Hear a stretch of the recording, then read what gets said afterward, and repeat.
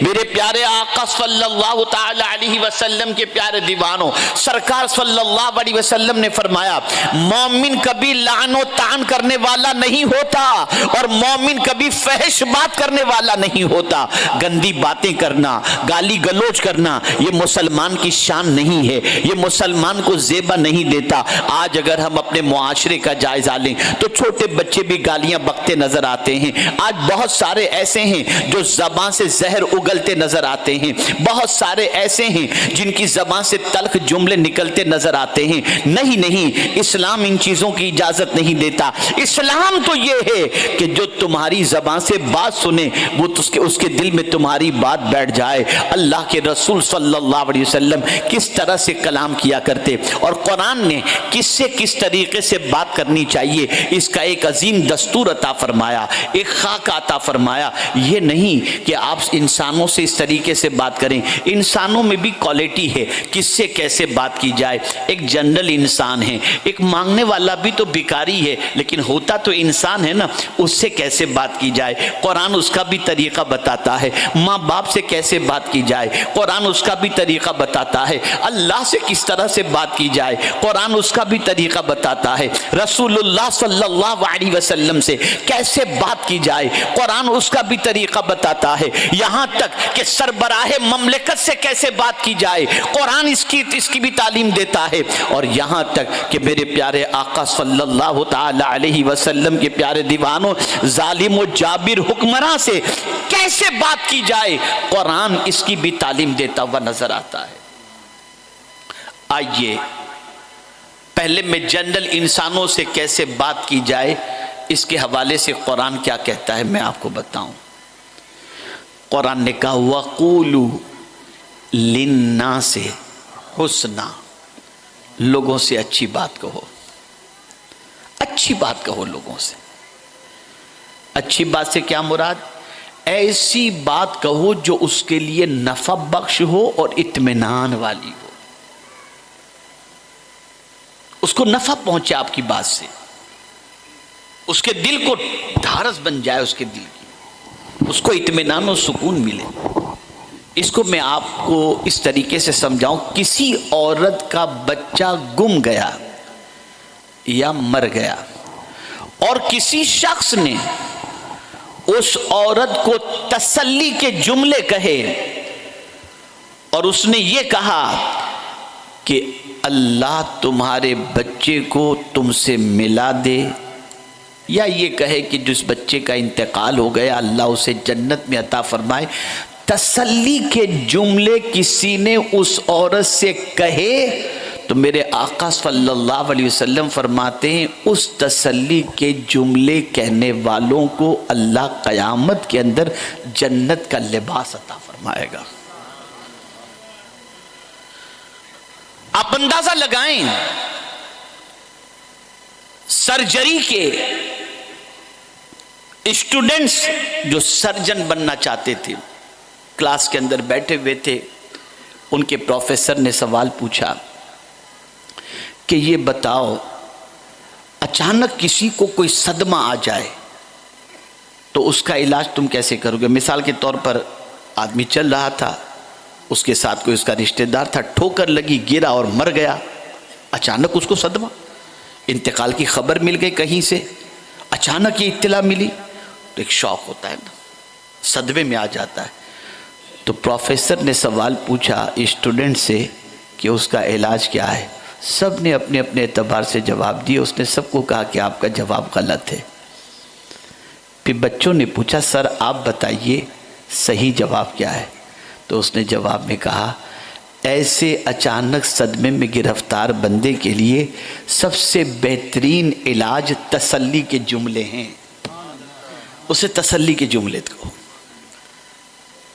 اے رسول اعظم صلی اللہ علیہ وسلم کے پیارے دیوانوں، ہماری پہچان ہمارے اچھے جملے تھے، ہمارا حسن تکلم تھا، دنیا ہم سے بات کرنا سیکھتی تھی۔ آج ہماری پوزیشن یہ ہے کہ ہم بات کرتے ہیں تو اس طریقے سے کہ العیاذ باللہ ایسا لگتا ہے جیسے علم نام کی کوئی چیز ہمارے پاس نہیں ہے، اور زبان سے مسلمانوں کے محلے کے اندر گالی گلوچ کے علاوہ، سیٹھ ہے مسلمان تو کہتا ہے جب تک کہ نوکر کو 10 گالیاں نہیں دیں گے اس وقت تک یہ سیدھا نہیں چلے گا۔ میں آپ سے پوچھنا چاہتا ہوں، آپ اپنی مرضی سے دین کا کام کرو گے یا اپنی مرضی سے زندگی گزارو گے، یا مصطفیٰ جان رحمت صلی اللہ علیہ وسلم کی تعلیمات کے مطابق؟ یاد رکھو میرے پیارے آقا صلی اللہ تعالی علیہ وسلم کے پیارے دیوانوں، لوگوں سے اچھی بات کرو، جب بھی کلام کرو اچھا کلام کرو، جملے تمہاری زبان سے نکلے تو اچھے جملے نکلیں، جب اچھے جملے تمہاری زبان سے نکلیں گے، جب اچھے کلمات تمہاری زبان سے نکلیں گے تو انسان کے دل پر تمہارے جملوں کا اثر ہوگا۔ اثر یہ ہوگا کہ تمہاری محبت اس کے دل میں بیٹھ جائے گی۔ پیغمبر رحمت صلی اللہ علیہ وسلم نے ابتدائی دنوں سے لوگوں کے ساتھ اچھی بات ہی کیا کرتے تھے، اچھے اخلاق سے پیش آیا کرتے تھے۔ اس لیے جب اللہ کے رسول صلی اللہ علیہ وسلم اسلام کی دعوت دینے کے لیے نکلے تو کسی نے سرکار کے اخلاق پر کیچڑ نہیں اچھالا، سرکار صلی اللہ علیہ وسلم کے کلام پر کیچڑ نہیں اچھالا، بلکہ رسول اعظم صلی اللہ علیہ وسلم کے بارے میں یہی کہتے رہے کہ محمد عربی صلی اللہ علیہ وسلم کی زبان سے ہم نے سچ کے علاوہ کچھ نہیں سنا۔ اے رسول اعظم صلی اللہ علیہ وسلم کے دیوانوں، زبان بہت اہمیت رکھتی ہے، زبان کا بہت اہم مقام ہے، زبان سے نکلنے والا ایک ایک لفظ محفوظ کیا جاتا ہے۔ آپ ذرا سوچو، آپ نے اچھے الفاظ کہے آپ کے دل کو بھی تسلی ہوگی، آپ برے الفاظ کہیں گے آپ کے دل میں کھٹک محسوس ہوگی۔ اللہ اکبر، قرآن کہتا ہے ما یلفظ من قول الا لدیہ رقیب عتید، جو لفظ بھی زبان سے نکلتا ہے محفوظ کرنے والا اسے محفوظ کر لیتا ہے۔ ایک ایک لفظ ریکارڈ کیا جا رہا ہے، ایک ایک حرف ریکارڈ کیا جا رہا ہے۔ قیامت کے دن ہم سے کہا جائے گا اقرا کتابک، اپنا اعمال نامہ پڑھ لے۔ میں آپ سے پوچھنا چاہتا ہوں، گالی گلوچ جس کی زبان پر ہو، گندے کلمات جس کی زبان پر ہو، پیار محبت کی گندی باتیں جس کی زبان کے اوپر ہوں، ایسی باتیں جو فحش ہوں وہ جس کی زبان پر ہو، مجھے بتاؤ کل بروز قیامت اس دفتر کو پڑھنے کی کس میں ہمت ہوگی، کس میں جسارت ہوگی؟ اس لیے اے رسول اعظم صلی اللہ علیہ وسلم کے دیوانوں، زبان کو لگام دو۔ اللہ اکبر، میرے پیارے آقا صلی اللہ علیہ وسلم ارشاد فرماتے ہیں زبان سے لاشعوری طور پر کبھی کوئی جملہ نکل جاتا ہے اور وہ اچھا اور اللہ کو پسند ہوتا ہے، اسی وجہ سے پروردگار اس بندے کو بخش دیتا ہے، اور کبھی لاشعوری طور پر اپنی زبان سے کوئی ایسا جملہ نکل جاتا ہے جس کی وجہ سے بندہ اللہ کی نظر سے گر کر جہنم کے ٹھکانے پر جہنم کا ایندھن بن جاتا ہے۔ زبان کو لگام دو۔ آقا کریم صلی اللہ علیہ وسلم نے ارشاد فرمایا جس نے زبان اور شرمگاہ کی حفاظت کی ضمانت دی، حفاظت کا ذمہ لیا، آقا فرماتے میں اس کی شفاعت کا ذمہ لیتا ہوں۔ یہ زبان بہت اہم ہے، اس زبان سے اچھی بات کے علاوہ کچھ نہ کو، بلکہ حضور صلی اللہ علیہ وسلم فرماتے ہیں من کان یؤمن باللہ والیوم الآخر، جو اللہ اور یوم آخرت پر ایمان رکھتا ہے اسے چاہیے یا تو اچھی بات کہے یا چپ رہے، یا تو اچھی بات کہے یا چپ رہے۔ میرے پیارے آقا صلی اللہ تعالی علیہ وسلم کے پیارے دیوانوں، آپ ذرا دیکھیں، ایک گالی زبان سے نکلی، اس کی ایک غلطی کی بنیاد پر کوئی اس کا ہاتھ توڑ دیتا ہے، کوئی اس کا پیر توڑ دیتا ہے، کوئی اس کا سر پھوڑ دیتا ہے، کوئی آنکھیں نکال لیتا ہے۔ غلطی زبان نے کی، وجود خطرے میں پڑ گیا، جسم خطرے میں پڑ گیا۔ اسی لیے پیغمبر رحمت صلی اللہ علیہ وسلم فرماتے ہیں جب صبح ہوتی ہے تو جسم کے سارے اعضاء زبان کے سامنے ہاتھ جوڑ کر کھڑے ہو جاتے ہیں، اور سارے اعضاء زبان سے کہتے ہیں اگر تو سلامت رہی تو ہم سلامت رہیں گے، اگر تو پھسل گئی تو ہمارا حال برا ہو جائے گا۔ یہ زبان ہے میرے پیارے آقا صلی اللہ تعالی علیہ وسلم کے پیارے دیوانوں۔ تو آج کی نشست کے اندر ایک مزاج بنا لو، یا اچھی بات کرو گے یا چپ رہو گے۔ اگر یہ عادت بن گئی تو آپ یاد رکھیں آپ کی کئی مصیبتیں قدرت دور فرما دے گا، کئی پریشانیوں سے آپ بچ جائیں گے۔ یہی زبان ہے جو غیبت کرا کر مردار بھائی کا گوشت کھانے کے گناہ کے اندر گرفتار کر دیتی ہے۔ یہی زبان ہے چغلی کر کے انسان کو جہنم کا ایندھن بنا دیتی ہے۔ یہی زبان ہے جس سے جھوٹ بول کر فرشتوں کو اپنے سے دور کر دیتی ہے۔ اور یہی زبان ہے جب اچھی بات کہے تو اللہ کے نزدیک اس کو صادق لکھ دیا جاتا ہے اور اس کے مرتبے کو بلند کر دیا جاتا ہے۔ زبان بہت اہم ہے۔ خاص طور پر میں اپنی بہنوں سے کہوں گا، خواتین اسلام سے کہوں گا کہ زبان کو بے دریغ استعمال مت کرو، جو چاہو مت بولو۔ ایک ایک لفظ پر پکڑ ہوگی، ایک ایک جملے پر پکڑ ہوگی۔ میرے پیارے آقا صلی اللہ علیہ وسلم کے پیارے دیوانوں، آپ سمجھتے ہیں ایک ایک لفظ پر پکڑ؟ ہاں، ایک ایک لفظ پر پکڑ۔ کبھی اسی زبان سے نکلنے والا ایک کلمہ جنت کا حقدار بنا دیتا ہے، اور کبھی اسی زبان سے نکلنے والے 3 جملے زندگی کے سارے رشتے کو توڑ دیتے ہیں۔ آپ ذرا سوچو، کسی نے اپنی بیوی کو مذاق کے اندر بھی 3 بار طلاق کا لفظ اپنی زبان سے نکال دیا، رشتہ ہمیشہ کے لیے ختم ہو گیا۔